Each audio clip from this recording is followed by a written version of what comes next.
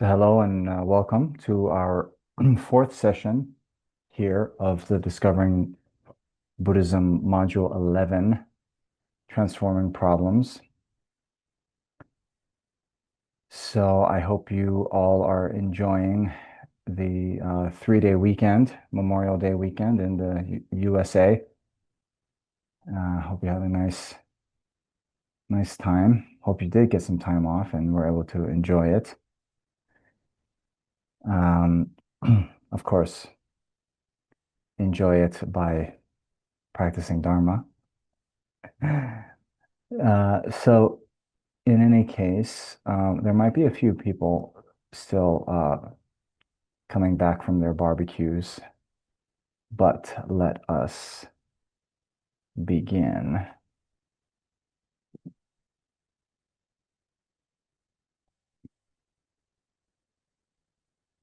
Okay.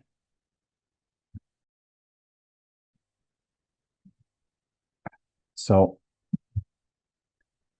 um, what I thought we could do is just adjust our motivation a little bit and review this very beautiful quotation that sums up the whole Mahayana path.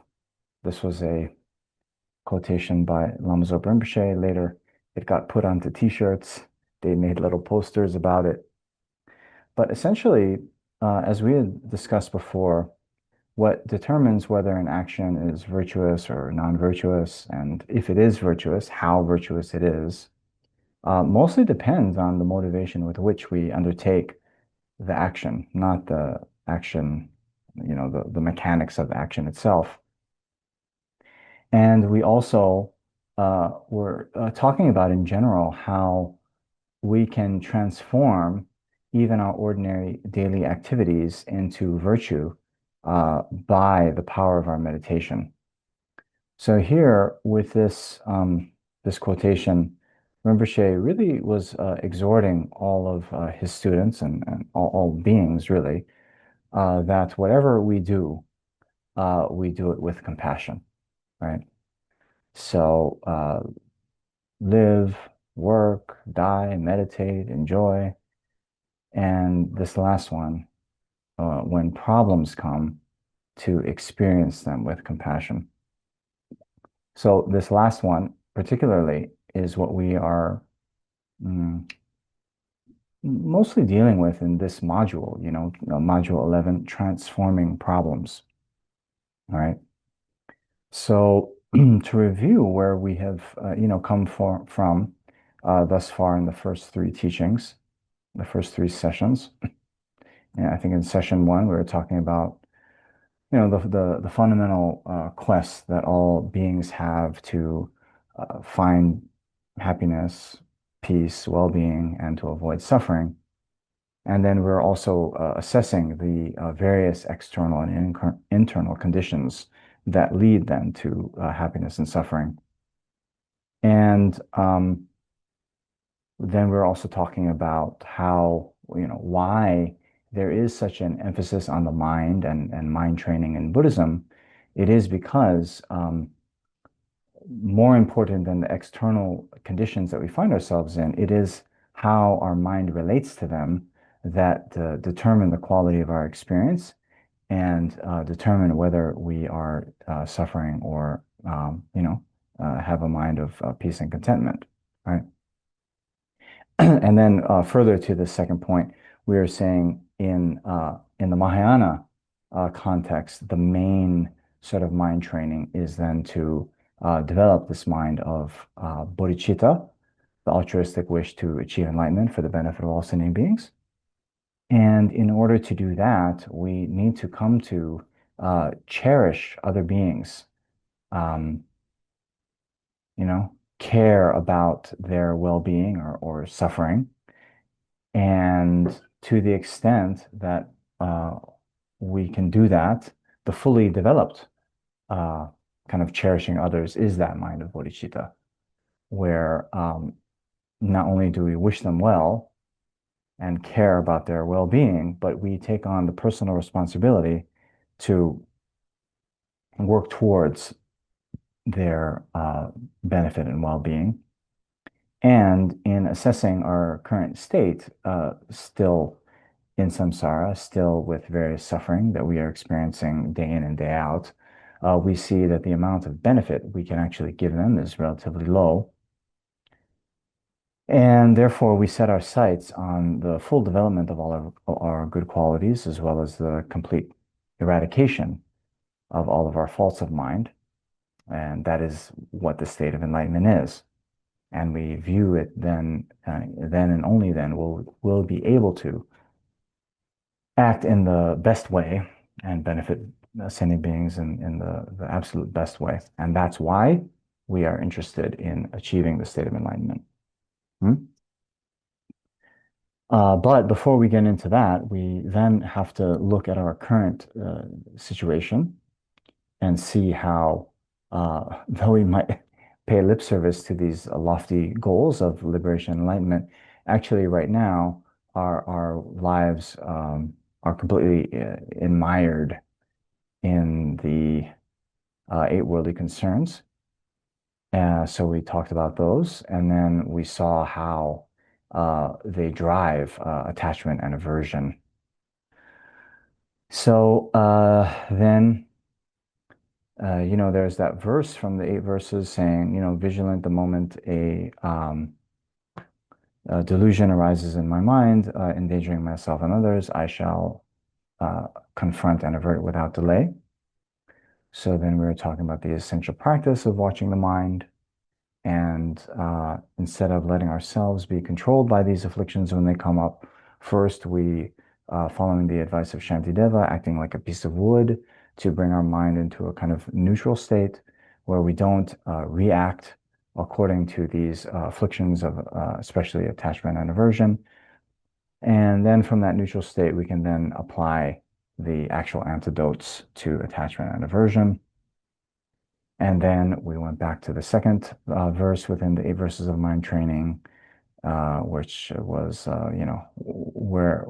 wherever I am and whomever I am with, I shall consider myself the lowest of all, and from the depths of my heart, consider others to be supreme. So that then, we're talking about the self-cherishing mind, the mind that holds ourselves to be more important than others. That is, a big obstacle to the arising of bodhicitta, which is rooted in this mind that cherishes others. So that's what we've covered thus far. Yeah, in a few minutes. Yeah, okay. So now in this session, we just want to sort of uh, keep in mind the kind of, our current state versus the end product of the mind that has been trained by lojong or mind training, right? So especially now, when we consider transforming problems, we first have to consider how we normally uh, sort of think and react when we do experience a problem, right? So normally when something sort of bad happens, then we first of all think, oh, well, this shouldn't be happening to me, and then why me? And this we get caught up in a kind of this resistance to thinking that it's really unfair that we should be experiencing this kind of problem or obstacle. And then you know we oftentimes will then view the person that has brought or been a condition to bring this harm about us as being the main reason why we are now experiencing this harm.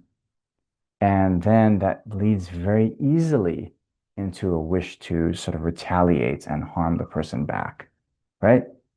That's normally how we experience problems, right? Yes. Okay. So here with the trained mind from lojong, right? Then rather than having a resistance, we have a deep sense of accepting the reality of the present moment, right? And instead of thinking, why me? or blaming the other person, then we can think, well, this is the result of my own karma, right? And instead of sort of, resisting it and fighting it, which, by the way, um, oftentimes it's just futile, right? We can't change the conditions, whatever has happened. Um, there's no way around it. So instead of trying to change those external conditions, which we have no control over, we instead focus on the things that we can control and use that instead as an opportunity for practice. And then instead of blaming the person that has harmed us, we blame the afflictions. So, first of all, to even blame our own afflictions, right? Because as we saw in the quotation from Shantideva, then, formally, right, in the past, we have perpetrated similar harm to beings and thus created the karmic cause that we would similarly be harmed now, right? So essentially, then the kind of root of the experience that we're doing, that the root of the suffering we're experiencing now is the negative actions we've done in the past. And those negative actions in the past were in turn motivated by our afflictions of the past, right? And then, so we blame the afflictions, first our own afflictions, and then also, even for the other person that was the cooperative condition that then harmed us, we also, like hate the sin, love the sinner, that kind of thought. So we also blame their afflictions, not seeing them as a, inherently bad person, but seeing how they too have been motivated by anger or attachment or jealousy or some affliction, which then drove them to harm us in some kind of way. And then once we can see that, well, then we see they're also, in a very real sense, powerless against the afflictions that are running rampant in their own minds. And so, at the very least, we would then not have a wish to, harm them back. And instead, if we think deeply, we would actually develop compassion for them. Hmm? So those are the kind of our current state versus where we're trying to get through training the mind in lojong methods. Okay, so I think it's always good to keep this end state in mind. It gives a kind of target for where we're trying to go. So now, just like you remember when we were talking in relation to the afflictions, right? We first said, okay, when the afflictions are about to arise, we need to just act like a piece of wood, right? Means not react. That means to kind of get the mind in a bit of a neutral state.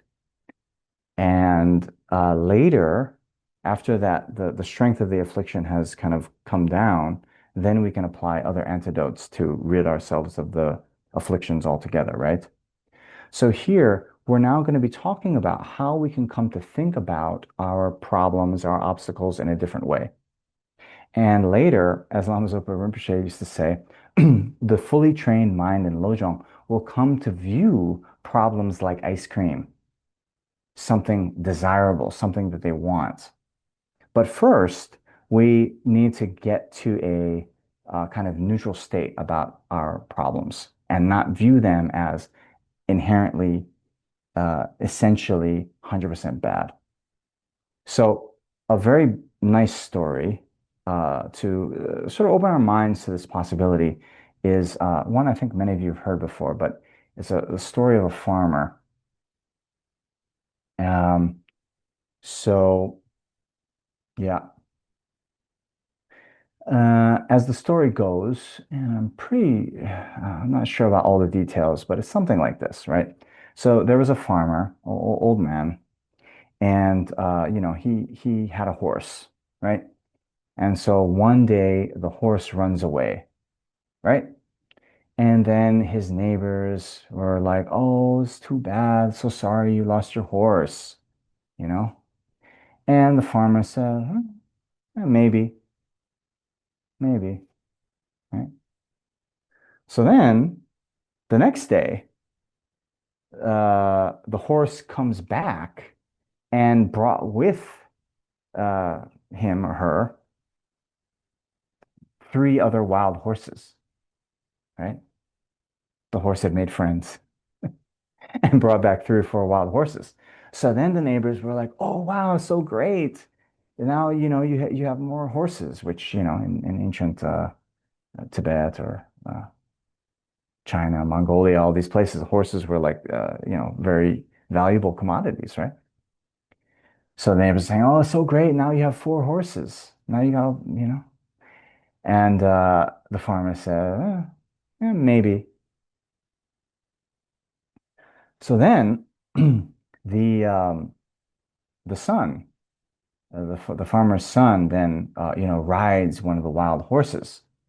And because the horse was wild, the son falls off the horse and breaks his leg. Right. And then the neighbors are like, "Oh, so sad. Oh, so sorry to hear about your son. He broke his leg. It's so terrible." And the farmer says, maybe." And then a couple of days later, the local sort of authorities come around to the house, and a war had broken out. So they now were drafting all the kind of able-bodied young men to go to war. But since the son had broken his leg, he then uh, was spared. He didn't have to go to war. You understand? Yeah. You heard that story before? Yeah. So uh, the story, I think, is sort of in common. I've also seen it in like Taoist kind of literature. So in any case, no matter what the origins are, I think there are some important kind of lessons we can start to learn from it, philosophically.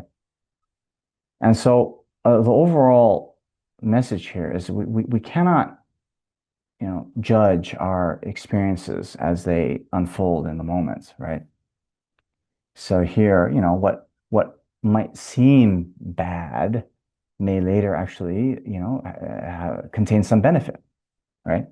So like the son, for example, having broke his leg, then didn't have to go to war, where he probably would have suffered a lot worse than a broken leg, right? And similarly, what might seem good in the moment may later come to harm us, right? Getting the three wild horses back, right? Well, those wild horses then, were part of the cause of why the son then broke his leg, right? So since this, karma unfolds over long periods of time, right, it's very hard to see how all of these things kind of play out over a long period of time. And since we rarely see the whole picture, then we cannot in the present, make a kind of 100% certain judgment that this situation, this event, this experience is 100% bad. Yeah. And so this, I think, in general, thinking in this way can help us to loosen what we often experience in the moment when we experience a some kind of obstacle or problem, and we see that as such a bad experience, and have to have to change it in some way, um, like that. Okay. So then, when we look in general about the different ways we can look at the so-called problems, right? Again, we have the number one, this kind of, prior to training in lojong, whenever we experience a problem, we have a rejection, right? Oh, this is terrible. This is why me, blame others, all this, right? Untrained mind, right? But then we can go, instead of rejecting them, there can be a level of acceptance, right? And we say, well, this is my reality, right? And also, an acceptance based on the fact that this has arisen due to many causes and conditions. Hmm? So, just on this theme of acceptance, I have a nice story. Well, I think it's nice. I think it's educational. So, yeah. So, as many of you know, I lived in India for many, many years. And in the past, His Holiness the Dalai Lama would teach in Bodh Gaya, which is in North India. And so one year, I was then flying from South India to Bodh Gaya, and it was such the case that when you went to His Holiness the Dalai Lama's teachings, you had to get a teaching pass, and so this kind of desks where you get the teaching pass is at it closes at 5. Anyway, so since I was living in South India, I had a connecting flight through Delhi. And I fly into Delhi the previous night, and then in the evening, I get a text or email from Air India saying that the flight is delayed. Right? It was supposed to leave at say 7, and now it's going to leave at 10. Okay, fine. I'll still be able to make it to the teaching pass office because the teaching was going to start that very next day, right? You get me? All right. So then I'm like, okay, fine. You know, instead of going to the airport at 5, now that it's going at 10, I'll just arrive there at like, 8, right? No problem. So I get to the airport. I get to the front of the Air India check-in line, and they tell me, yeah, sorry, the flight is full. I'm like, well, I have a reservation. And they tell me, oh, but you came late. So we gave up your reservation. And I said, wait, you told me that you were late. And so I came based on that, blah, blah, blah, right?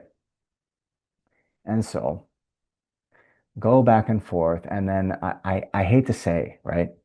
This is not my best moment, and I'm there in my robes, but I'm trying to explain, like, look, they're then saying, oh, but we'll put you on the next flight, which is going to be at 4, right?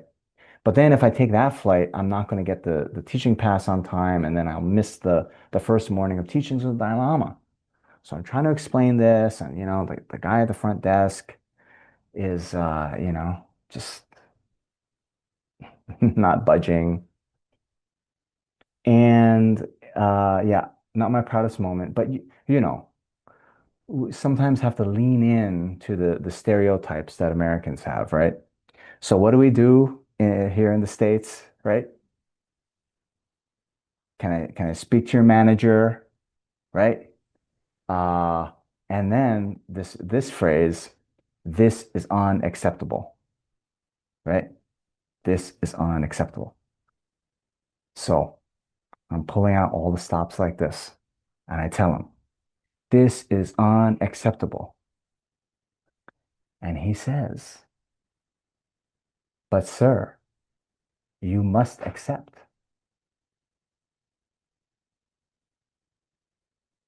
And right there, it was so good, so good. It kind of like just snapped me out of it. Because you see, whatever number of seats there were on the plane, right? That's it. And so by my asking to see the manager, or say I'm gonna write a letter, or gonna get this guy fired, or whatever we do, or whatever we see on TV when they're like escalation and customer service problems, right? Still, all of that was not going to make it such that there would be another seat. You with me, right? So therefore, you must accept. So good. So good. Ah, then you see, then after the acceptance is there, then you can deal with the reality, right? Then it's like, okay, then I, called a friend, explain the situation. Hey, can you go pick up the pass for me? Okay, I'll send you my passport details, blah, blah, blah, blah, blah, blah, blah, blah, right? But until you have that acceptance of the reality, then, you're spending all this mental energy, you know, thinking that if I just am more forceful in speaking to this customer service rep, they'll magically, like, I don't know, be a new row of seats in the plane. You with me? So, sorry, sir, you must accept. That has a little bit become a mantra for me now, you know? And so, as we then go through life, it's very nice to just always keep that in mind, always have that little reality check. Is this something I must accept? Right? Or am I just, yeah, just unrealistically expecting, a new row of seats to magically appear in the plane?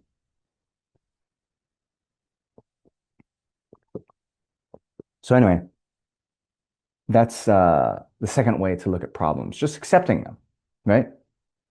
Right. Then it's still kind of like neutral, right? But then the third one, right, of actually transforming the problems is then to say, you know, ah, this is actually the path to enlightenment, right? Right. So here again, rather than me thinking, like in that case, you know, I I have to make that first morning of teaching with the Dalai Lama so I can learn how to practice Dharma. It's instead to understand that, oh, this very situation I'm having at the desk, the check-in desk of Air India, this is my opportunity to practice Dharma. You see? Ah, yes. And there's so many more of these too, right? Like even at the teaching, not that I was always, good at this, but you see, those teachings, and I don't know if any of you went to these big teaching events with His Holiness the Dalai Lama. It's so sad. I'm sorry. Hopefully, you'll have an opportunity at some point. But you can imagine now these ones in Bodh Gaya, right? Which is, by the way, the place where the historical Buddha was enlightened. Sometimes at these events, there would be, you know, literally hundreds of thousands of people, you know, and they would have these like huge lines, right? You'd have to like arrive there hours and hours in advance. And, I mean, hey, those of you, I know in recent months there was the whole TSA shutdowns with the government shutdown and all this. That's nothing compared to this. Hundred thousands of people, and like sometimes they would have like, you know, two, two like security checkpoints with like four guards. So then, you just do the math and it's like, even if they take 1 second per person, which they don't, it would take like hours and hours for them to do. And then you're in line and you're like, why didn't they plan better? Blah, blah, blah. So anyway, all of these things at the teaching, right? All of these like little difficult circumstances for a long time, then, I meet people, they're like, oh, no, I don't want to go to Bodh Gaya anymore for the teachings. There's too many people, too crowded, blah, blah, blah, blah, blah. But with a proper mindset, you see that actually all those other things, before you even reach your seat in the teachings, oh, yes, that is the one that gives you the most precious Dharma education. Mm, right? Because, hey, it's like this, right? We've all received so many teachings, right? We've received so many teachings in the past. We have all kinds of books we can read. There's all kinds of, YouTube videos, this. Yeah, no problem, right? But how many times have you been bumped from a flight, right? Not that often, right? How many times does someone cut in front of you in a line? Okay, a little bit more maybe, right? So these are the ones. These like, I mean, in one way, it's good that we don't experience these too often because generally we might live around kind of relatively decent people, right? I hope so at least. And because of that, then these kind of situations that are potentially triggering and all this, those are relatively you know rare.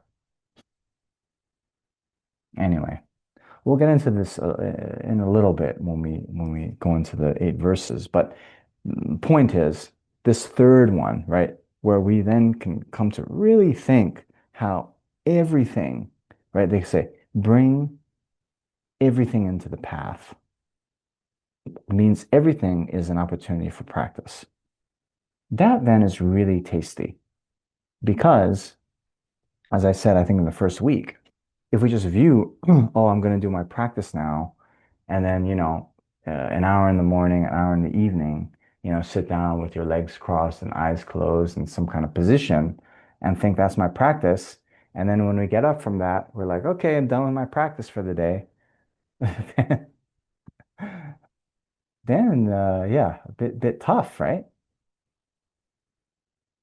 So if we can, like His Holiness said, right, when he was asked, I think I told you guys this, asked by Larry King, how many hours a day do you meditate?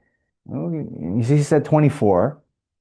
And with our mindset, constantly thinking of these opportunities to practice, we can also bring everything into the path. And then, tremendous progress is possible. Or at the very least, you know, hey, uh, we're practicing Dharma to gain some, peace, right? I tell you, that one time when you get bumped from a flight, and instead of getting angry, if you can just remember that word, you have to accept, and then you're able to apply an antidote to your anger and you don't get upset.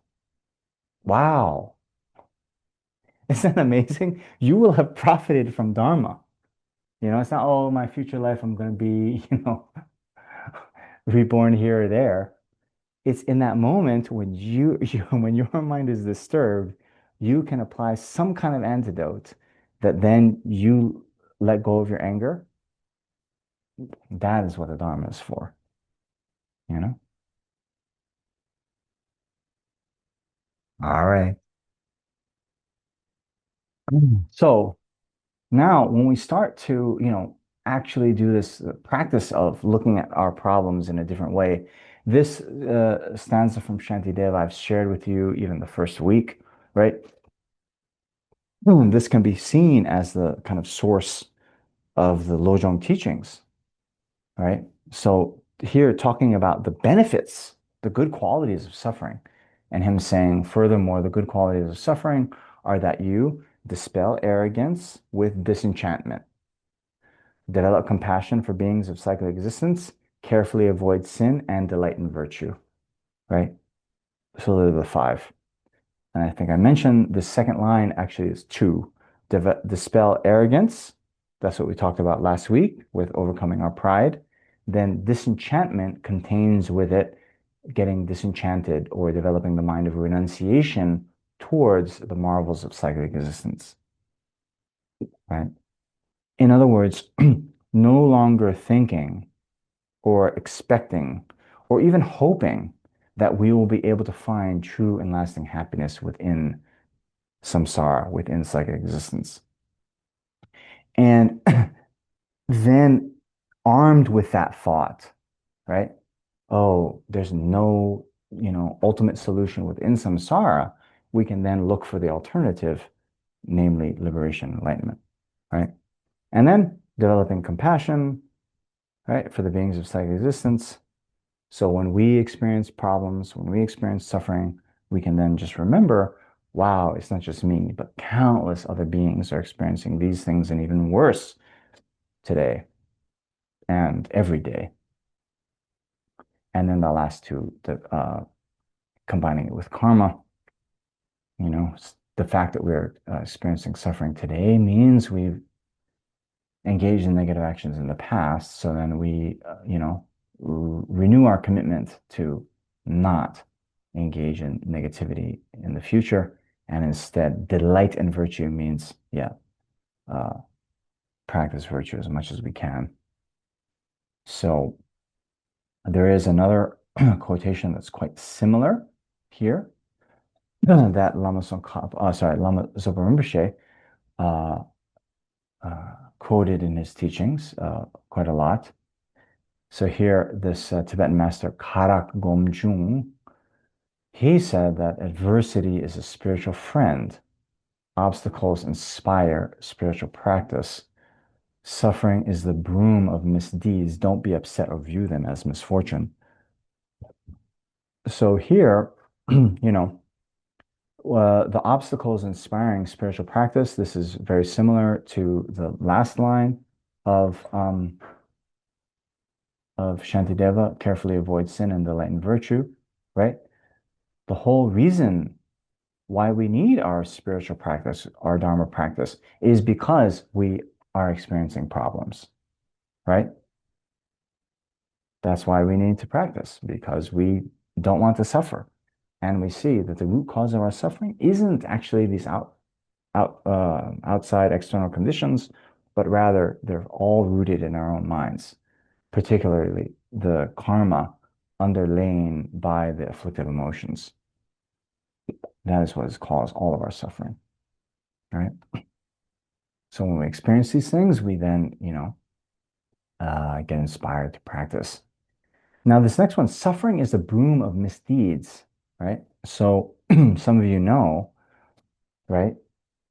Uh, when we experience something, be it good or bad, the karmic potency that then was the cause of that experience then finishes, right? So in this way, those of you who remember, I think you did this in the module on karma, uh, in the four features of karma, that karma increases. Yes? Karma is definite. Karma increases. You don't experience something you haven't created the cause for. And karmic action, once accumulated, is not lost. Right? Remember those four features? Yes. Okay. So second one, how karma, the potency of karma multiplies. Well, that means unless it's purified or unless we experience it, right? So let's say we experience some kind of, headache today or someone scolds us, right? Well, yes, that was fundamentally caused by a negative action that we've done in the past. But now, since we've experienced it, that karmic potency is finished. So had we not experienced that suffering today, by tomorrow, the karmic potency of that would have doubled, right?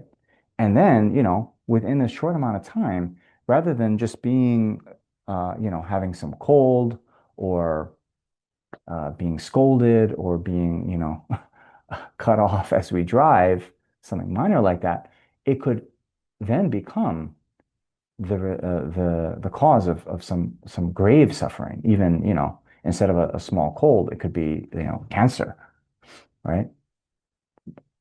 Like this. So then, suffering is the broom of misdeeds means when we experience this kind of suffering, it then, eradicates the potency of our previously accumulated, um, yeah, misdeeds. Okay. So because of that, then, don't be upset or view them as misfortune. In fact, there was a saying that the Kadampa geshes of old, they always would be a little bit nervous when things were going well for them, you know? And actually, they viewed it in another way, thinking that, well, now it's just my, virtue that is, ripening now. And in a similar way, the potency of that virtue then becomes finished. So it's almost like, uh, like deducting money from your account, right? The balance is going down, actually, right? So similarly, when we experience good things, then, yes, it was caused by some virtue we've done in the past, but then the potency of that virtue also then is finished. I remember many times when I was with Lama Zopa Rinpoche, and, we'd go to a nice meal, he would joke about it and say like, uh, by experiencing this meal, like so much of my, virtue is now finished because I'm having this nice meal, right? So, mm,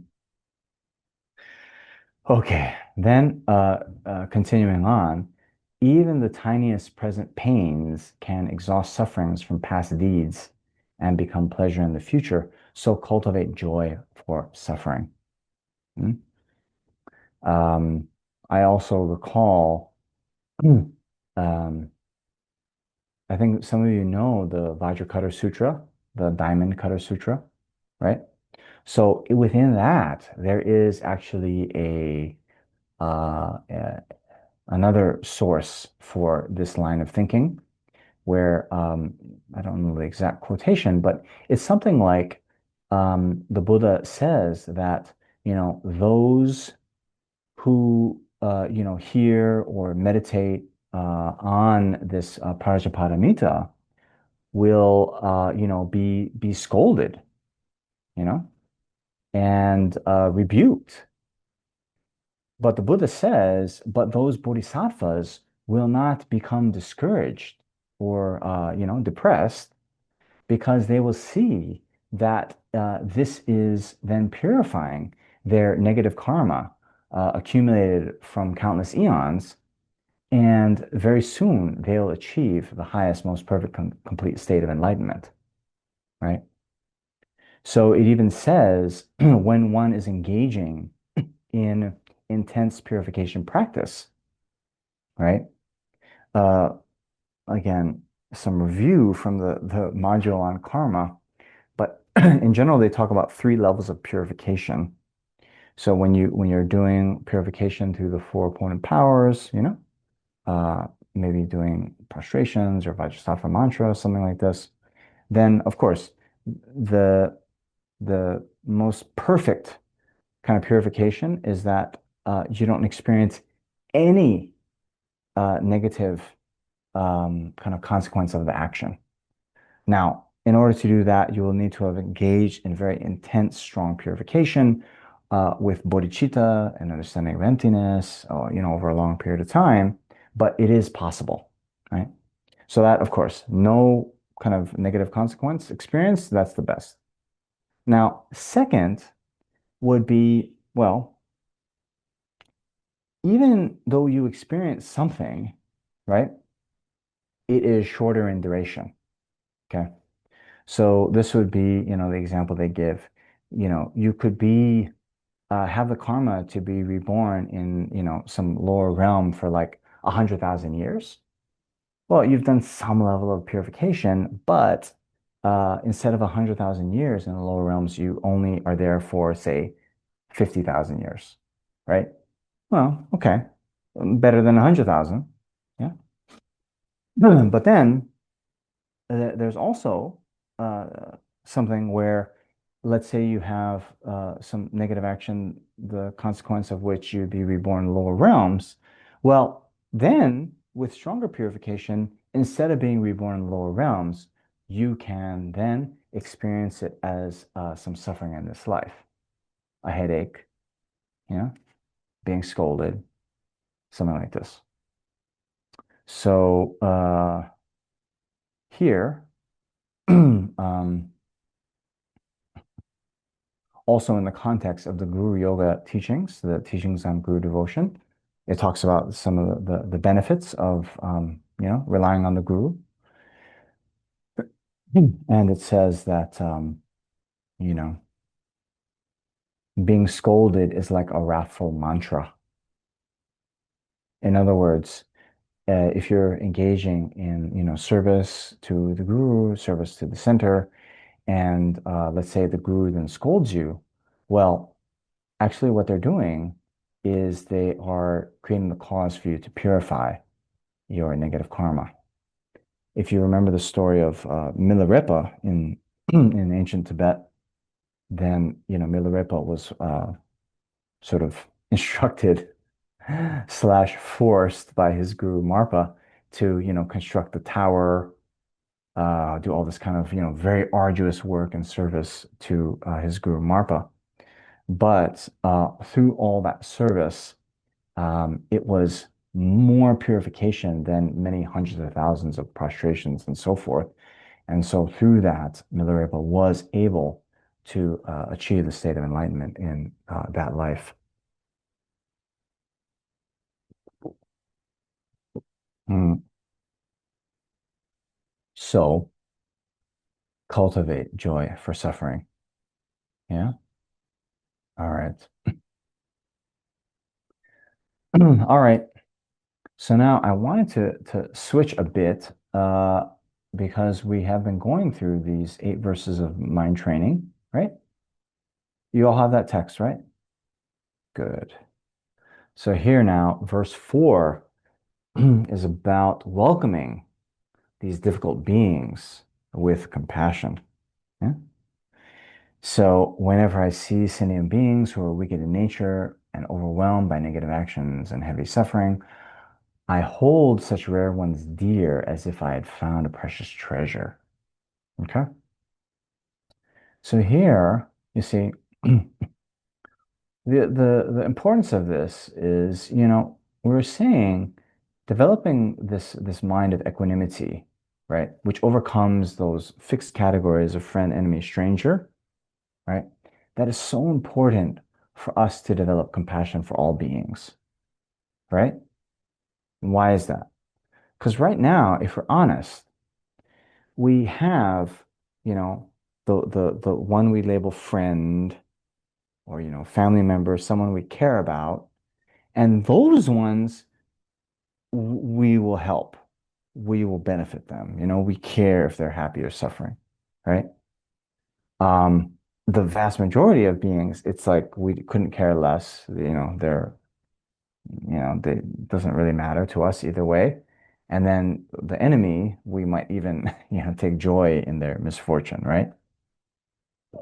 So right now, our compassion, although we have it, is very limited in its scope, and it's generally towards people we have attachment towards, or people that have somehow benefited us in the past.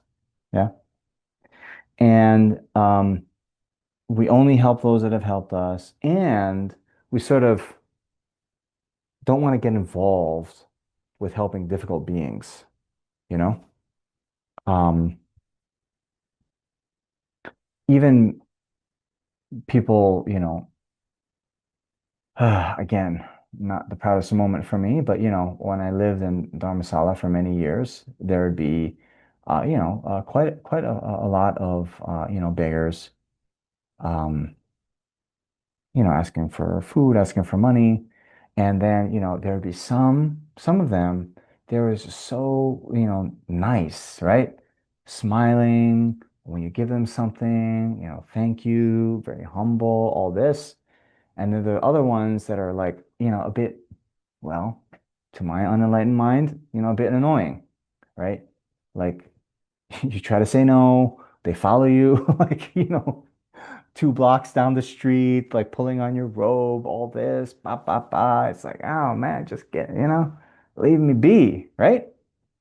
So even in this way, we see, well, I see in my mind that the level of, help we have are like ones that we like helping because they're grateful and they're kind and like this. And then the difficult ones, it's like, no, like don't come here. Don't bother me, let me be. Hmm? This happened? Thank you for your honesty. Thank you for your honesty. Okay. But, if we look, yeah, um, if we look at a bigger picture, now I'm just talking about like the beggars if they're like a little bit, kind of impolite or annoying, right? But then we look in the world and we see beings who are like actively, let's just say troublemakers, right? They're causing a lot of harm in the world. Yes. Um, do we know anyone like that? I don't know. Right. So we see beings like this who are, actively causing a lot of harm in the world. Maybe this has big consequences in the world, for us and others. And then, it's very easy to then think these people are like, so terrible, right? 100% bad, worst ever, all this, right? But if we look at a bigger picture, right? Again, you see, look, these beings who are wicked in nature, right? Yes, this is not just some beggar who won't take no for an answer, right? You can imagine, right? Wicked in nature. What would they be doing, right? Uh, okay. And these ones are overwhelmed by negative actions and heavy suffering, right? So here the advice is hold such rare ones dear as if I had found a precious treasure. Okay. So one, again, this rare ones. I mean, very fortunately, we don't find, well, I hope we don't find too many people like this. I mean, as a percentage of like, 7 billion on Earth, right? Maybe, right? But even if we do, mm, uh, see, the point is these are exactly the people that need Dharma the most, right? They're exactly the ones that, need Dharma means need to be taught about, ethical discipline, right? Need to be taught about, non-harming others. Need to be taught about, being sort of honest and acting with integrity and, you know, thinking about others and not just thinking about themselves and enriching themselves and all these things, right? Yes? So in a very real way, you see, these are precisely the ones, you know, for whom we need to become enlightened. Do you understand? Right? Because, like, okay, I don't know, let's say, there's some people, they might be misbehaving a little bit, right? I certainly misbehaved a lot when I was a child. And then, your teacher, parent just takes you aside, hey, you know what? Share your toys or something, right? And then you're like, oh yeah, you know what? That's a good idea. Thanks. Right? So to change, the people who are just, a little bit misguided, then with a talking to, they can change their view, change their way, change their behavior, right? But these ones who are wicked in nature, and no matter how many times, like, they might have heard, like, hey, be nice, think of others, they just totally dismiss, right? They are, totally beyond, uh, you know, our ordinary capacity to influence them to live in a, more compassionate direction. But the Buddha, with all the skillful means, with all the knowledge, with all the kind of power, persuasive force, only, they uh, would have the ability to, try to say the right thing to kind of subdue uh, these ones who are quite wicked in nature, right? And we see this many times in the historical, Buddha, his life story, how he is, able to, through skillful means, subdue even Angulimala, who had, killed 999 people, all these kind of, very, um, tough cases, right? So let's go back, right? So yes, we shrink back from helping these difficult beings, but then we come to see how these difficult beings are one, yeah, the ones that need our help. You understand? If they're already enlightened, they don't need our help anymore, right? Right? Uh, someone who's already, very wealthy, they don't need us buying them, a meal, right? It's those who are in lack of material possessions that need our help with charity, right? So similarly, the kind of main giving and the main way of benefiting beings that the Buddhas engage in is through teaching the Dharma, right? Teaching the Dharma means teaching the methods to subdue the afflictions. And so it's these very beings that have the most strong, kind of intractable afflictions that are the ones that need our help the most. Yeah? Isn't that amazing? Right? And well, we also can be honest and say, hey, yes, they might need, someone's help the most, but this is totally out of my league, you know? I have no ability right now to help them. Well, that too is very good to learn. And that too can then, further our motivation to develop our own good qualities, traverse the path so we can be in a position to help them, right? And the last point, these difficult situations with difficult people, difficult circumstances are exactly, you know, what we need for our growth. Yeah, right? So again, sorry to give an exercise analogy, right? But in any kind of training, right, there's this thought, progressive overload. You heard of this, right? So whatever it is, 1 week you're lifting whatever 20 pounds, right? Then if you do that, you train in that, that becomes easier, right? But if you don't then go to 25 pounds or something, you plateau, right? So you should constantly be, starting where you are, but then progressively doing more, right? Or if you're running, you start with a certain mileage, then you either, try to go faster or try to go longer, right? If you just kind of do the same training, well, you'll kind of plateau, right? Uh, Similarly, we do this in our mental training. We do this in our mind training, right? And we, gradually will expose ourselves to more difficult circumstances, you know, and use that in our path so that we can grow. Hmm?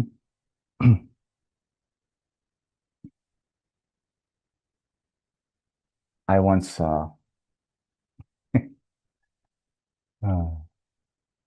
I would joke a lot about this when I was living in India.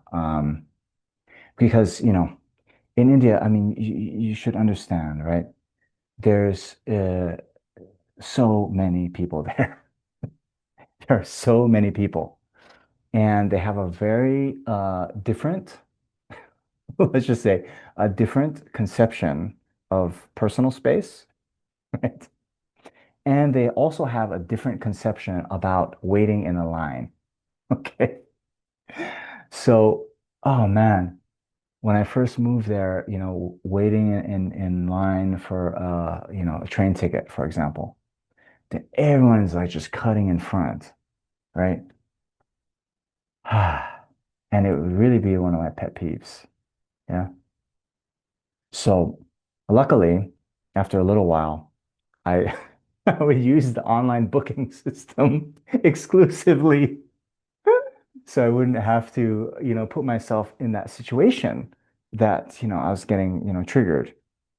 But I did think, wow, later when I'm a bit more stable in uh my practice, I would just go to the train station and like try to buy tickets. Like I don't even have to go to the place I'm buying the ticket for, but just being able to wait in line and just like guard my mind and practice when people cut in front of me, you know? I haven't done that yet. I don't think I'm ready. But that would be one of my like, that would be my like kind of final exam for the Bodhisattva Academy, right? So, yeah. And we all have our own like pet peeves or buttons that we can push or get pushed. So, it's very good to think of that. And when you feel so you feel a little bit stable in your practice and motivated, then you can seek out those situations. What do you think? Later. Maybe Namjong, but later. Okay, that's fine. That's fine. Okay. So maybe this one also later, okay? Verse 5. When out of envy others mistreat me with abuse, insults, or the like, I accept defeat and offer the victory to them. So by the way, um,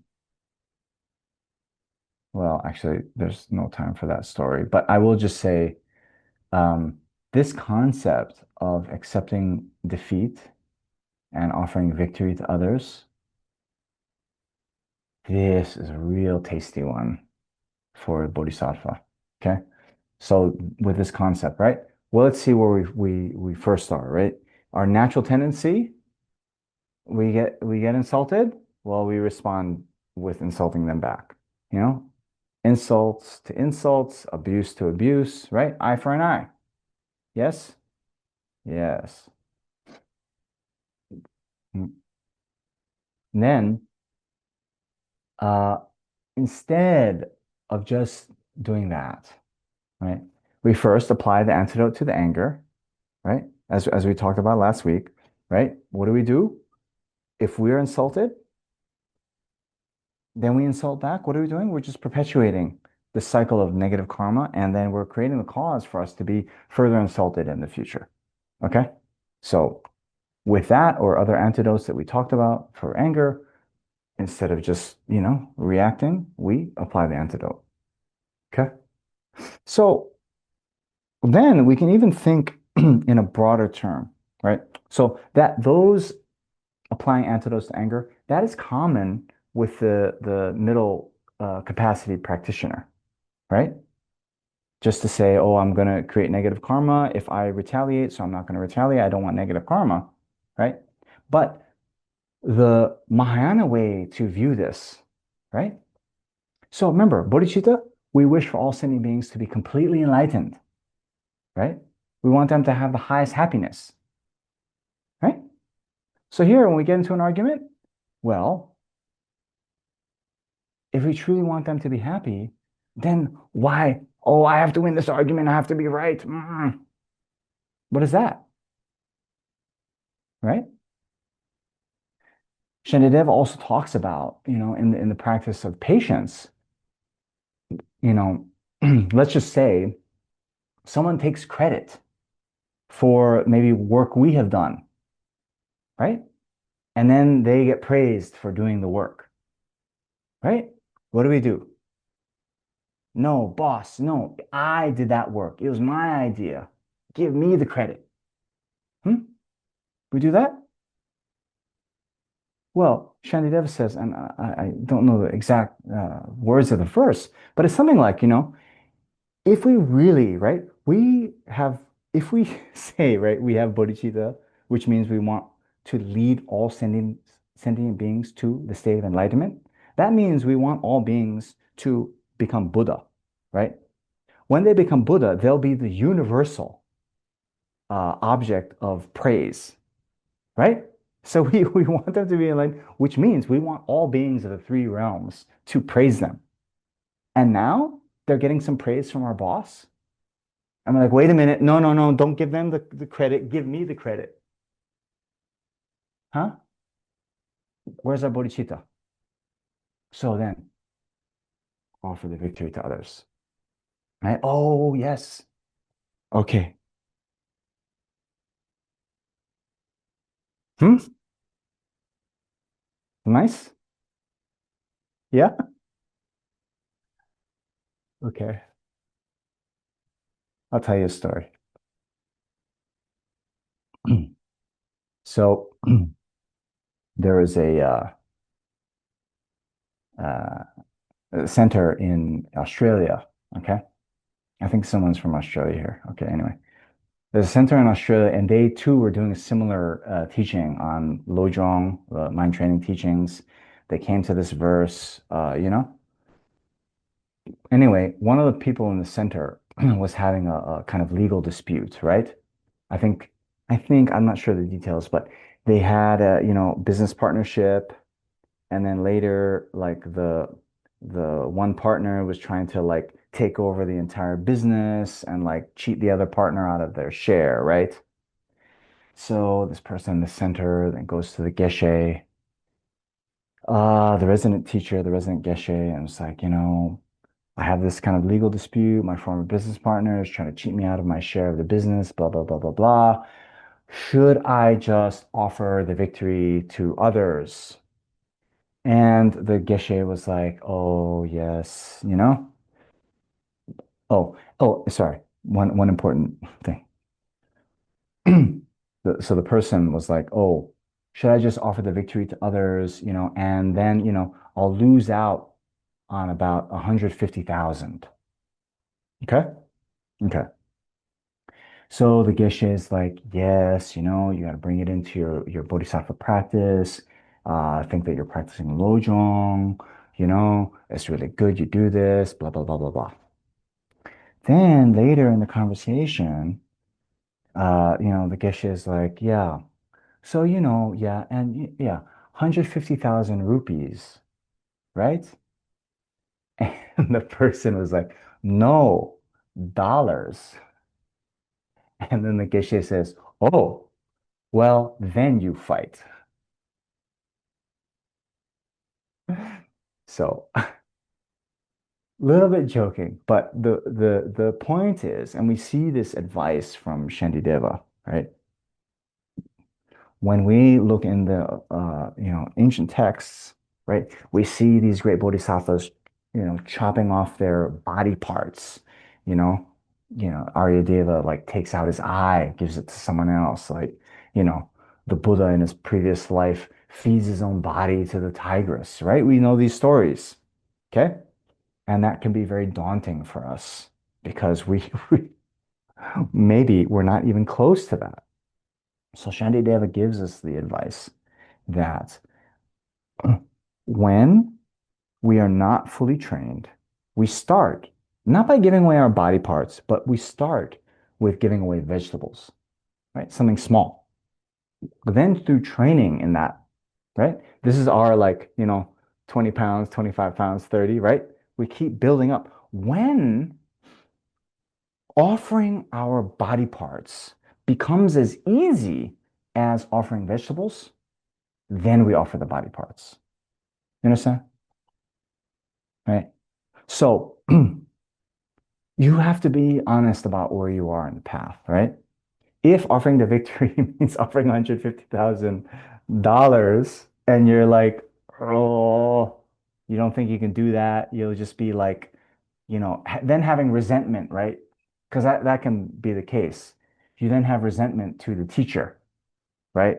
You're later, let's say, like, later you're having, difficulties financially, and then you're like, oh my gosh, I shouldn't have listened to Namjong telling me to offer the victory to others. I can't pay my mortgage now, right? That's not that nice, right? So in those cases, it's, okay, I'm honest with, where I am now, and I will, I know I'm not able to do that, right? And then, take the proper, legal remedies to that, right? Hmm. So, we'll get to that in a little bit, but first let's finish up this verse as well. When someone whom I have benefited and in whom I have great hopes gives me terrible harms, I regard them as my virtuous friend. Okay. Now here again, right? Um, we see this a lot, right? Like in movies or TV. It's like, how could you do this to me after all I've done for you? Right? Right? It's like that. So normally, those are the cases, we've benefited them in the past, and we have some expectation they'll be nice, right? I scratch your back, you scratch mine, right? That's the mentality. But then when these beings we've benefited in the past, but instead they harm us, wow, that's the ultimate injustice. So in those special difficult cases, we regard them instead as our virtuous friend.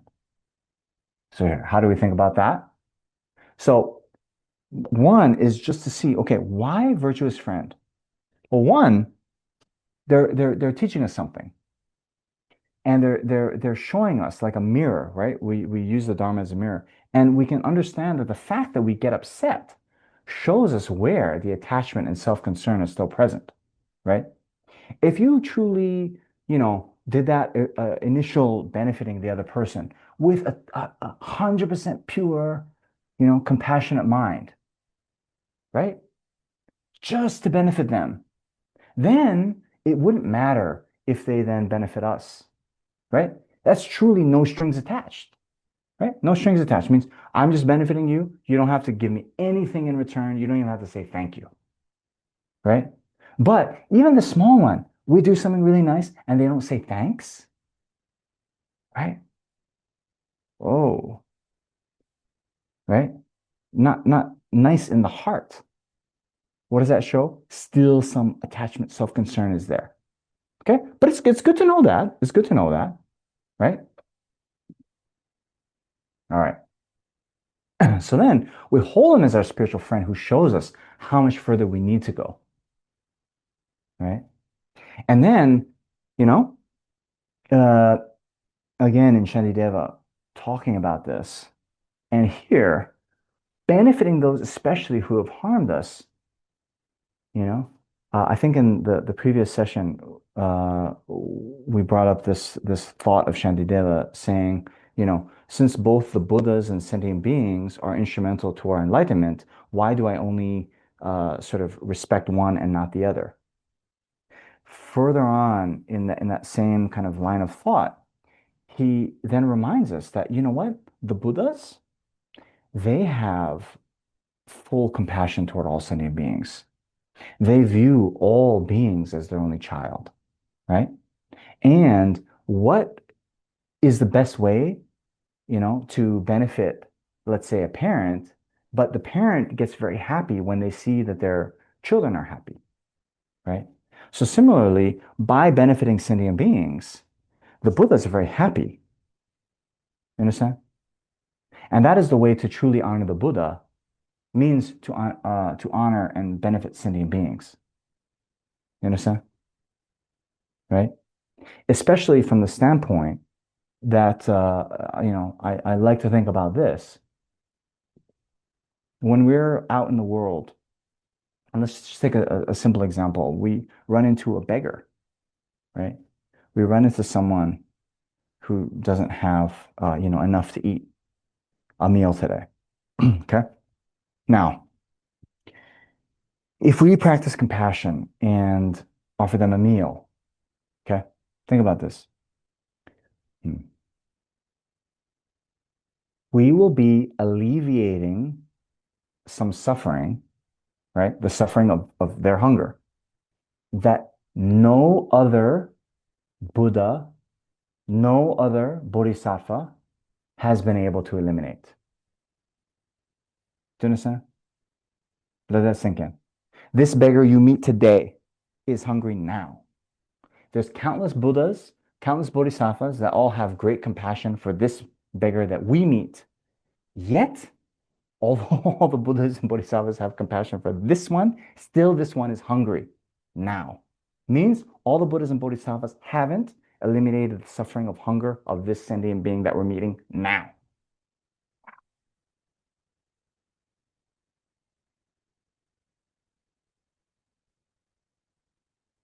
So now, if we're able to generate compassion for them and give them a meal, we will have eliminated this suffering of hunger that no other Buddha or Bodhisattva has been able to eliminate. Wow, isn't that amazing? Yes. Ah, that's so tasty. Because, sometimes our normal way of thinking is like, I can't do much now, and then all this talk enlightened. Oh, when I'm enlightened, then I'll be able to, liberate all sentient beings, right? Yes. Okay. Yes.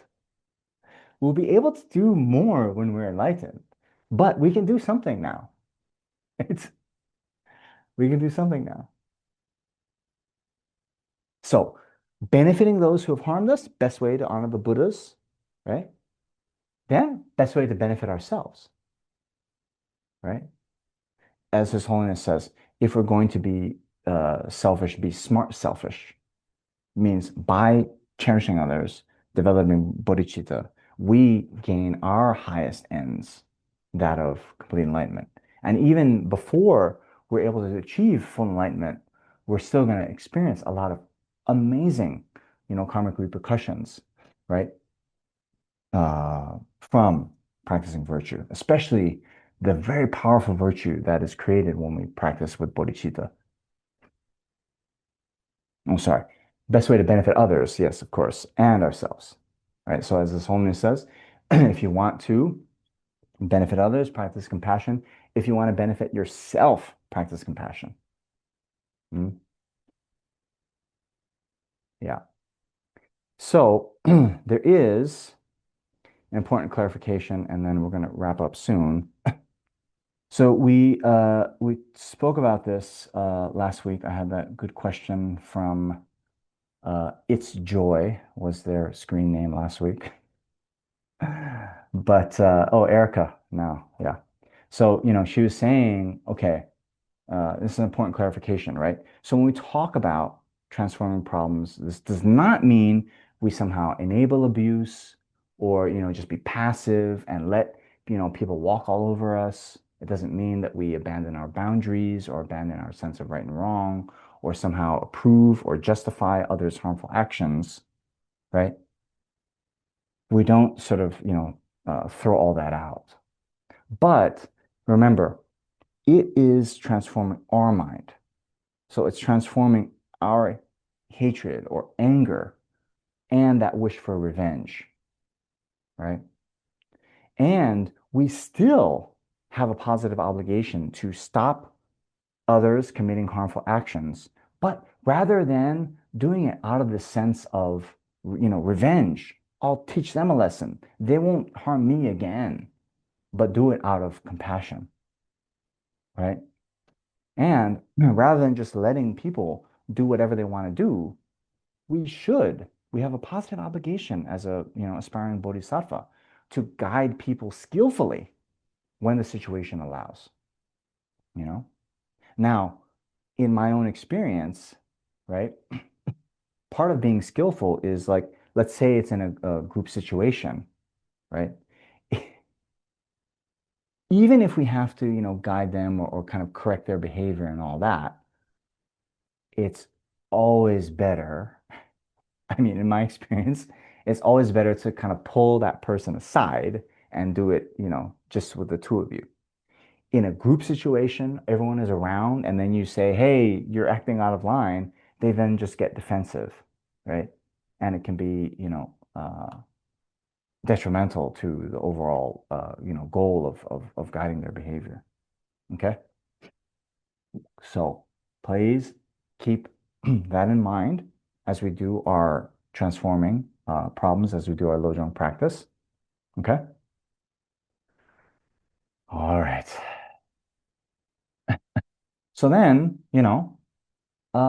many modern applications of this lojong mindset, right? So especially we shouldn't think that, oh, this is some ancient teaching. How can I apply this to real life, right?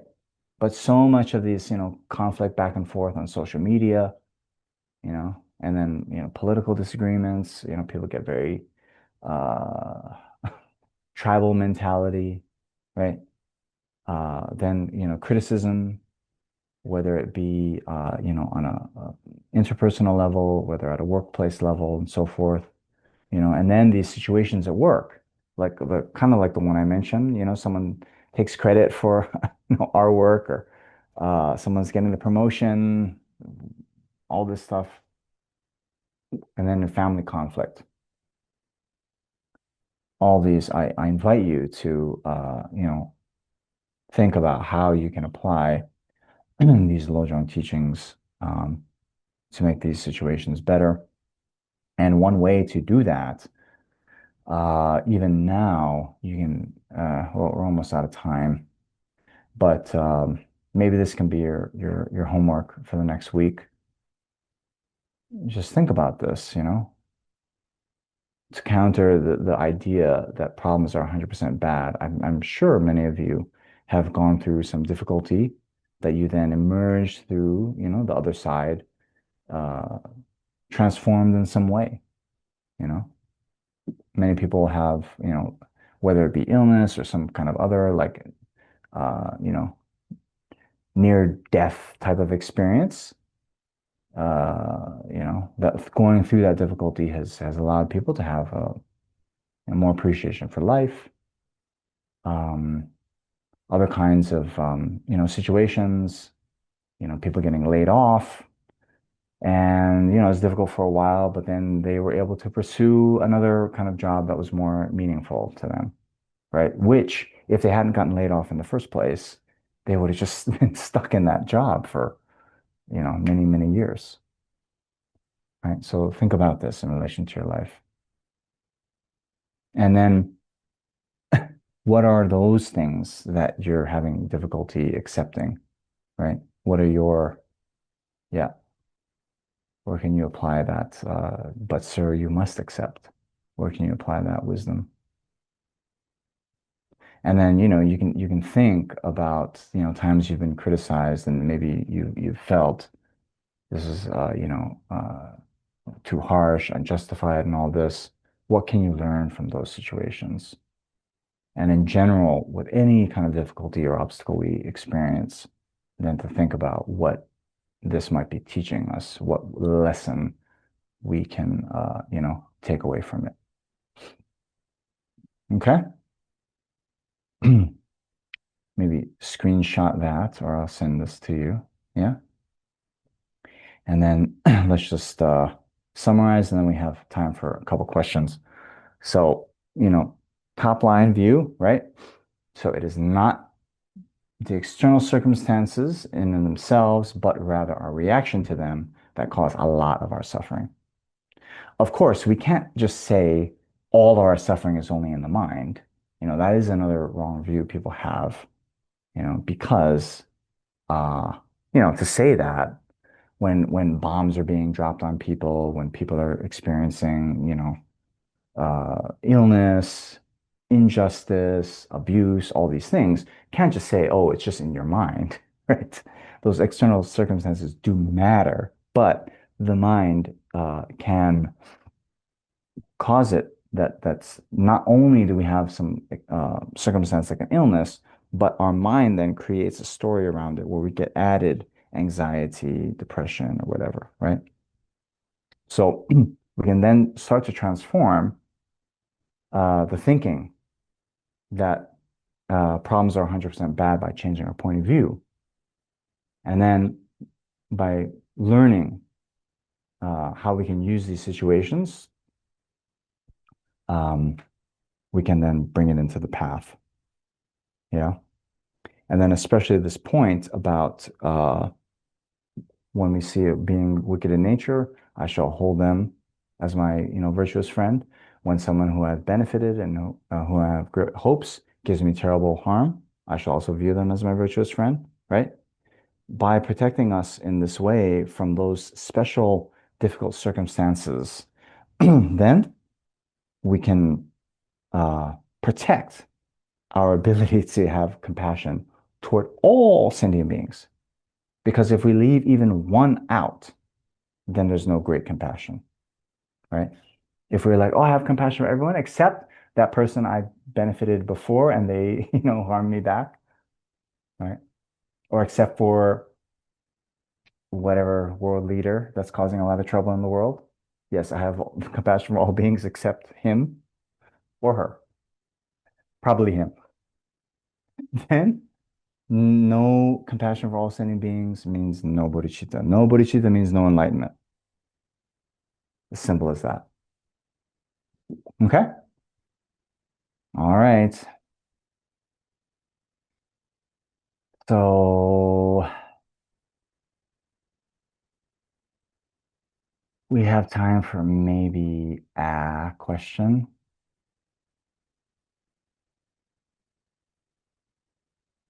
So let's see. Let me see. Oops.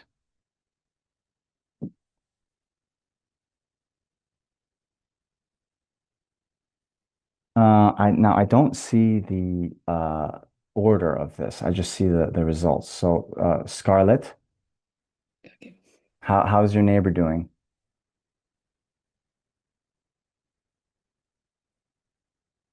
Hello. Hi. Hello. Yeah. Actually, it's Jay. Jay was first. So Oh, sh okay. Okay. Good. I'm going to demur. I'll ask and my comment next time. No, Yeah. no, no, no, please go ahead. No, no, please. Okay. All right. We're having a Canadian Off argument. Offering the You have the victory biggest to piece of cake. others. Okay. Here's two things.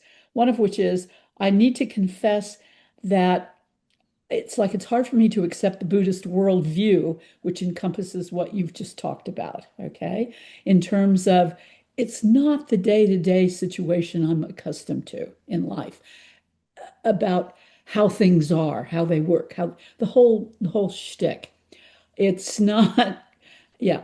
So I'm just that's a confession. The other question I have, and this doesn't seem to be addressed because of when this was written, my anger usually focuses on no particular person, it focuses on institutions, right? The corporations, etc. So I don't know quite how to employ mind training to deal with that. Okay. So we could, I mean, I think that's and yeah, you see what I'm saying? Is that clear? I do. I do. Yeah. So for the first one about the whole kind of worldview, this is module 11.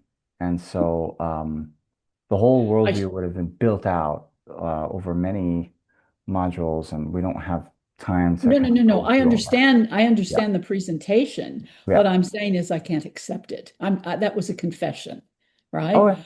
I don't want to sit here and be kind of happily nodding along because it's like it's not reverberating. with what I'm accustomed to. And yes, I Okay. do feel, I do understand, and yes, I have done probably most of those modules. I do understand the philosophy. I'm saying it's an acceptance that's the gap I've got. Okay. Okay. Yep. So, um, yeah, your second point then, anger towards institutions. Well, um, hmm, this leads to a quite interesting question. What is the actual institution, right? What is, for example, what is the American government, right? What is ExxonMobil Corporation, right? Is it the buildings? Is it the oil rigs?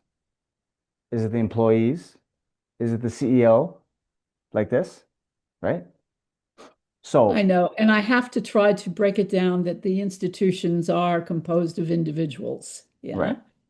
But it's So still you could a imagine challenge. that if, let's say, uh, the Buddha were then made the CEO or, president of the US or the CEO of ExxonMobil or whatever you want to Please, say, God, please. then the whole thing would be totally different, right?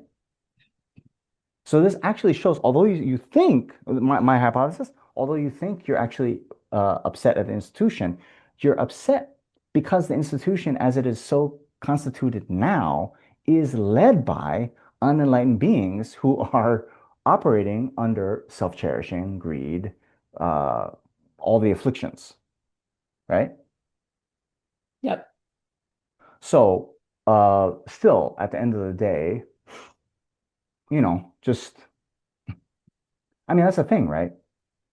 Uh, there would be nothing kind of on the face of it why I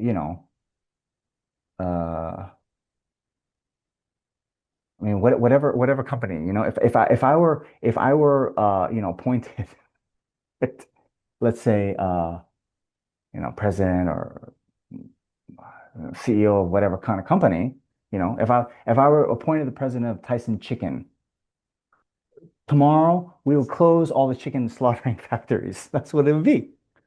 No problem. If I tomorrow were like, president of the US, the world would be so different, right? So I don't think it's the institution, it's the person. And even it's not the person, it's that person's afflictions, right? It's because that person thinks operating in this way is going to be the best for whatever, you know? So still, I think those lojong lessons hold. So yeah, maybe you can try to think like that. Scarlett, talk to me. How's your neighbor?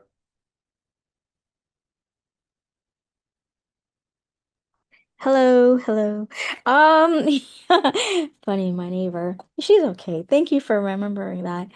Just quickly, can you please clarify the word compassion is so heavy loaded. Like, I know I'm thinking about it in a very kind of conventional way that like my friends think about it, but I know that's not how I should be thinking about it. Like, what do you mean by compassion in lojong?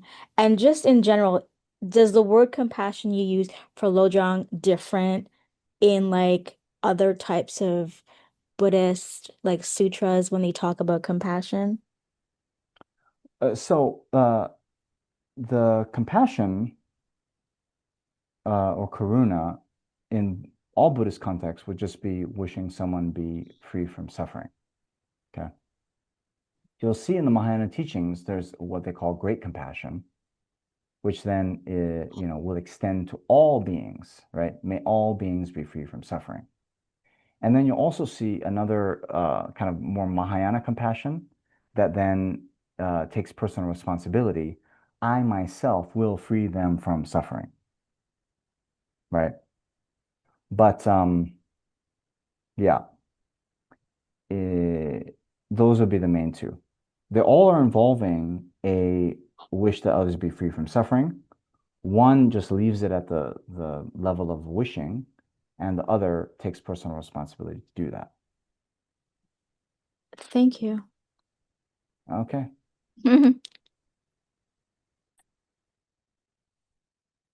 All right. So thank you very much. We can maybe leave it at that. What time is it? Ooh, 5 minutes over, but it's okay. It's a holiday for many of you.